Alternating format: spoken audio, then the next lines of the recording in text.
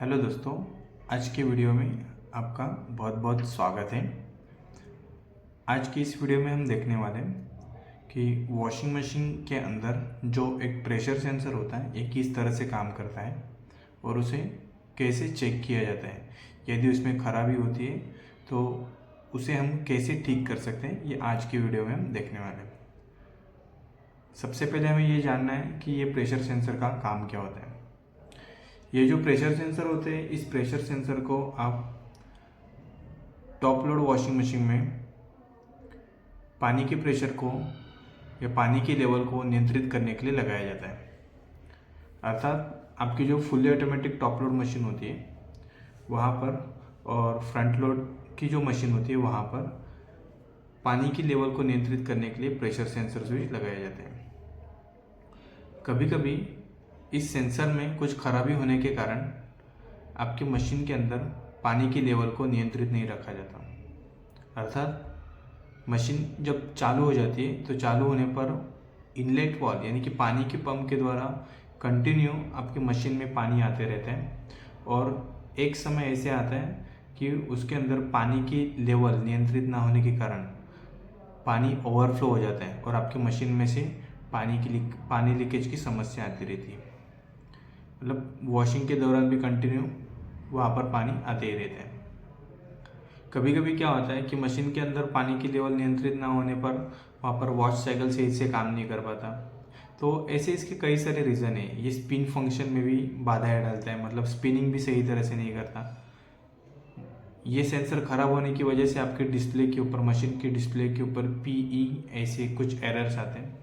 तो ये निम्नलिखित ब्रांड के अनुसार एरर भी अलग अलग होते हैं, लेकिन इसका जो कार्य करने का सिद्धांत है सबका एक ही है कि मशीन के अंदर पानी की लेवल को नियंत्रित रखना। अभी कैसे काम करता है, तो ये जो सेंसर आप यहाँ पर देख रहे हो, प्रेशर सेंसर, इस सेंसर के अंदर यहाँ पर एक कॉइल होती है और ये उसका प्रेशर को नियंत्रित करने के लिए यहाँ पर ऐसे एक पाइप रखा जाता है। आप देख रहे हो अलग अलग प्रकार के मैंने सेंसर यहाँ पर ला के रखे हैं ताकि इसमें से कुछ चालू है कुछ खराब है, तो उसको कैसे चेक किया जाता है ये आज हम देखेंगे। सबसे पहले ये देखना है कि जैसे आपने यहाँ पर देखा कि प्रेशर सेंसर के पाइप को, ये जो रबरी पाइप है रबर का, प्लास्टिक का, इस पाइप को अपने सेंसर के ठीक आउटलेट भाग के ऊपर यहाँ पर लगाया और पाइप का जो दूसरा सिरा जो है या मशीन के ड्रम के साथ कनेक्ट करते हो। अभी इसका काम क्या है, तो जब आप मशीन को चालू करते हैं तो मशीन को चालू करने पर जैसे ही मशीन के अंदर पानी आना चालू हो जाता है, तो जैसे जैसे मशीन के अंदर पानी भरते जाते हैं तो उस मशीन के अंदर जो एयर होती है ना, इस एयर का प्रेशर बढ़ने लगता है और वो एयर का प्रेशर बढ़ने के कारण टब के एक बैक साइड में इस पाइप को ऐसे लगाया जाता है, इस भाग को। अभी जब तक टब में पानी नहीं है तब तक इसके अंदर हवा हल्की है, मतलब हवा का प्रेशर कम है। जैसे जैसे टब के अंदर पानी भरते जाते हैं ना, तो वो हवा का दबाव इस पाइप में से बढ़ते जाता है और हवा का दबाव जब इस पाइप में से बढ़ते जाता है तो यही दबाव आगे चल के आता है इस प्रेशर सेंसर में। और इस प्रेशर सेंसर में जब हवा का दबाव एक नियंत्रित हो जाता है तो ये दोनों कांटेक्ट पॉइंट का, मतलब इसके अंदर के कांटेक्ट पॉइंट को जोड़ देता है, जिससे ये आगे की सप्लाई आगे आपके PCB बोर्ड में जाती है और PCB बोर्ड में से वॉश साइकिल का फंक्शन चालू हो जाता है। कभी कभी कस्टमर शिकायत करते हैं कि हमारे मशीन में वॉश साइकिल सही तरह से काम नहीं होता, पानी की लेवल को नियंत्रित नहीं रखा जाता, ये कुछ काम नहीं कर रहा है, कुछ एरर आते हैं। तो इसका रीज़न यही है कि प्रेशर सेंसर खराब होना। अभी हर समय प्रेशर सेंसर खराब होता है क्या, तो नहीं। प्रेशर सेंसर में अधिकांश यहाँ पर आप देख रहे हो कि कुछ ऐसे कांटेक्ट पॉइंट के ऊपर कार्बन भी आता है, कचरा हो जाता है। अब कोई कोई प्रेशर सेंसर अगर देख रहे हो तो उसके कांटेक्ट पॉइंट ऐसे क्लीन है, कोई कोई सेंसर के कांटेक्ट पॉइंट कार्बनाइज है। जब इस कांटेक्ट पॉइंट के ऊपर कार्बन आ जाता है ना, तो भी ये ठीक तरह से काम नहीं कर पाता। कभी कभी इसके अंदर की वाइंडिंग शॉर्ट हो जाती है, कभी कभी यहाँ पर जो सप्लाई दी जाती है ये सप्लाई सही तरह से नहीं आती। ज़्यादातर इस प्रेशर सेंसर में 5 वोल्टेज की DC सप्लाई दी जाती है। इसके अंदर सप्लाई कहाँ पे आती है, तो ध्यान में रखो 1 और 3 यानी कि शुरुआत की पहली पिन और आखिरी पिन, इन दोनों के बीच में 5 वोल्टेज सप्लाई होती है। तो एक नंबर और 2 नंबर अर्थात पहली और दूसरी बीच वाली, इसके बीच में 2.5 वोल्ट डीसी सप्लाई होती है। 2 और 3 इसके बीच में भी 2.5 वोल्ट डीसी सप्लाई होती है। अभी 2.5 प्लस 2.5 इज इक्वल 5, मतलब अढ़ाई अगर आप मिक्स करो, ज्वाइन करो तो 5 वोल्टेज सप्लाई बनेगी। 1 और 3 के बीच में 5 वोल्टेज की डीसी सप्लाई दी जाती है। ऐसे यहाँ पर स्टिकर्स भी होते हैं स्पेसिफिकेशंस के, आप वहाँ से भी पता कर सकते हो। अगर आपको चेक भी करना है तो जो कनेक्टर यहाँ पर ऐसे जोड़े जाते हैं, पीसीबी बोर्ड से जो कनेक्टर आता है, कनेक्टर जब यहाँ पर जोड़ते हैं तो मशीन चालू होने के दौरान आप 1 और 3 के बीच का वोल्टेज चेक करो, आपको 5 वोल्टेज डीसी सप्लाई मिलेगा। 1 और 2 का वोल्टेज चेक करो, आपको उसके बीच में 2.5 वोल्टेज डीसी सप्लाई मिलेगी। और 2 और 3 के बीच में वोल्टेज चेक करो तो उसके बीच में 2.5 वोल्टेज डीसी सप्लाई मिलेगी। मतलब इसमें सप्लाई कितनी दी जाती है, 5 वोल्टेज डीसी सप्लाई। ये तो हमने सप्लाई देखा। अभी कभी कभी सप्लाई तो बराबर आती है, लेकिन कॉइल के अंदर कार्बन होने से या कुछ खराबी होने की वजह से आपका प्रेशर सेंसर काम नहीं कर पाता, तो उसको हम कैसे चेक करेंगे, तो उसकी ना रेजिस्टेंसी चेक की जाती है। अधिकांश टेक्नीशियन क्या करते हैं कि कंटिन्यूटी टेस्टर लेते हैं, इसको आपस में लगा के देखते हैं, कंटिन्यूटी टेस्टर जलता है ना जलता है उसके अनुसार वो रिजल्ट उनको दे देते हैं। लेकिन एक इसका रिजल्ट या इसकी क्वालिटी चेक करने का तरीका यही है कि मल्टीमीटर द्वारा उसको चेक करो। मल्टीमीटर द्वारा चेक करने पर इसकी रेजिस्टेंसी 1 और 3 कॉन्टैक्ट पॉइंट के बीच में इसकी रेजिस्टेंसी आपको 21 ओहम से लेकर 26 ओहम के बीच में आपको रेजिस्टेंस मिलेगी। 21 ओहम से लेकर 26 ओहम्स के बीच में आपकी इसके बीच में रेजिस्टेंसी मिलेगी।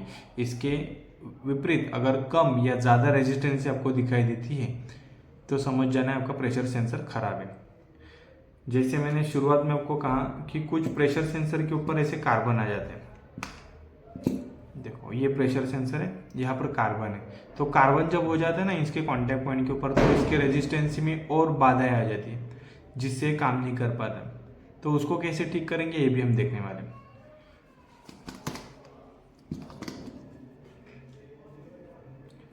चेक करने के लिए हमने ले लिया एक मल्टीमीटर। मल्टीमीटर के नॉब को आपको ओहम्स के ऊपर सेट करना है। जब आप इसको ओहम्स के ऊपर सेट करोगे तो मीटर के नॉब को 1 और 3 कॉन्टैक्ट पॉइंट के बीचों बीच हम चेक करेंगे। चलो अभी यहाँ पर हमने एक प्रेशर सेंसर ले लिया। प्रेशर सेंसर के 1 नंबर और 3 नंबर के बीच में इस कॉन्टैक्ट पॉइंट को लगाया। अभी डिस्प्ले के ऊपर इसकी रेजिस्टेंसी देखना है, 21.4 ओहम्स इसकी रेजिस्टेंसी है, मतलब ये प्रेशर सेंसर आपका सही है। हम दूसरा प्रेशर सेंसर चेक करेंगे। सेम 1 और 3 इसके बीच में लगाए। यहाँ पर इसकी रेजिस्टेंस आ रही है 22.234। इसकी वैल्यू कितनी होती है, 21 ओम से लेकर 26 ओम्स तक इसकी वैल्यू होती है।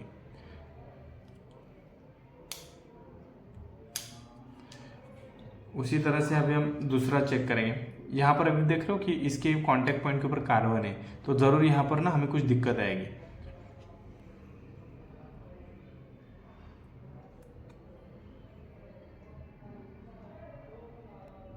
देखो यहाँ पर इसकी रेजिस्टेंस कितनी है, 24.6 ओम्स।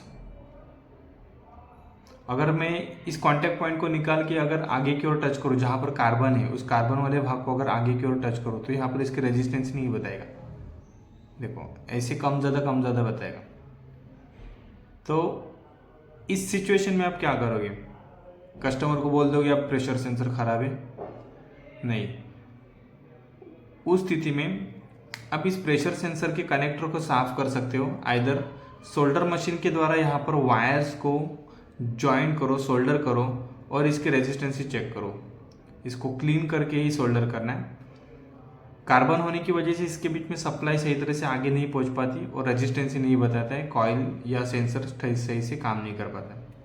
देखो अभी हमने यहाँ पर लगाया तो इसकी रेजिस्टेंसी बराबर बता रही है क्योंकि मैंने इसको आगे से जोर से टच करके रखा है। लेकिन अगर मैं उसको हल्का सा मतलब जैसे कनेक्टर जैसे हम लगाते वैसे अगर लगा के रखूँ तो यहाँ पर हमें वैल्यू नहीं बताएगा, कुछ 19-20 करके कम ज़्यादा आएगा। कभी काम करेगा, कभी काम नहीं करेगा, कभी अपने मशीन के डिस्प्ले के ऊपर एरर शो होएगा, कभी नहीं होएगा। कस्टमर ऐसे ही परेशान होगा। अगर आपको इस बात का अंदाज़ा नहीं होगा तो आप बार बार ये स्विच खराब मतलब स्विच चेंज करते रहोगे, लेकिन आपकी समस्या नहीं हटेगी। क्योंकि जैसे यहाँ पर ये कार्बन जमा हुआ है तो वैसे ही ठीक इसके ऊपर जो कनेक्टर लगा था, इस कनेक्टर के बीच में भी कार्बन होगा। तो उस स्थिति में कनेक्टर को रिप्लेस करें। अगर कनेक्टर नहीं है तो सीधा वही सप्लाई वायर को यहाँ पर डायरेक्टली सोल्डर करें।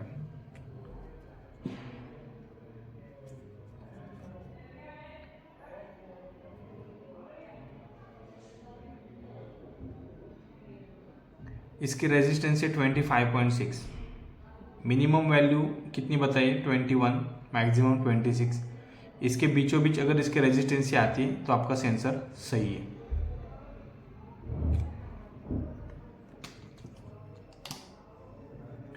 सबसे आखिरी में मैंने इसका डैमेज प्रेशर सेंसर रखा था, क्योंकि आपको भी पता चल सके कि अगर वो ख़राब हो तो उसकी वैल्यू कैसे कम ज़्यादा होती है। 3 नंबर, सबसे पहला और तीसरा, इन दोनों के बीच में ही आपको वायर्स लगाने हैं, बीच वाले में नहीं लगाने। क्योंकि बीच वाले में तो हम वोल्टेज यानी कि फीडबैक चेक करते हैं, ओहम्स या रेजिस्टेंस चेक करनी है तो 1 और 3 के बीच में लगाते हैं। एक वायर 1 पे लगाई, दूसरी वायर 3 पे लगाई। देखो यहाँ पर रेजिस्टेंस कम ज़्यादा हो रही है, मतलब ये प्रेशर सेंसर ख़राब है। अगर ऐसे प्रेशर सेंसर आपकी मशीन में रहेंगे तो कंटिन्यूसली डिस्प्ले के ऊपर एरर आएगा, मशीन आपकी काम नहीं करेगी, कुछ ना कुछ समस्या आती रहेगी। तो सेंसर को चेंज करने से पहले आप मैकेनिक से ये सभी बातें चेक कराएं। अगर आप खुद मैकेनिक हो तो इस तरह से प्रेशर सेंसर को चेक करके ही मशीन में नया प्रेशर सेंसर रिप्लेस करें। अगर उसके ऊपर कार्बन है तो उसको क्लीन करके ही लगाएं।